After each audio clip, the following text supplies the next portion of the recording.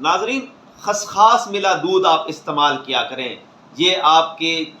گلے کی خشکی کو، پھیپھڑوں کی خشکی کو ختم کرتا ہے،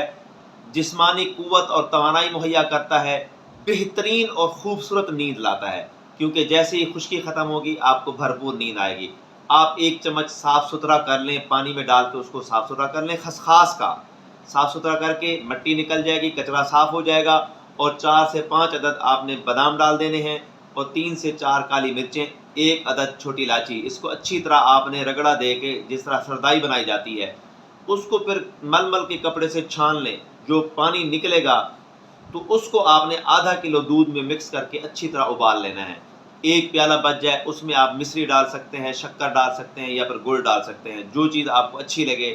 تو، یا پھر لاسٹ میں آپ شہد بھی ڈال سکتے ہیں۔ تو 1 گلاس یا 1 کپ کم سے کم آپ اس دودھ کا پی لیں رات کو سوتے وقت، تو انشاءاللہ آپ کو بھرپور نیند آئے گی، آپ کو خشکی بھی نہیں ہوگی، یہ آپ کے بالوں کے لیے بھی مفید ہے،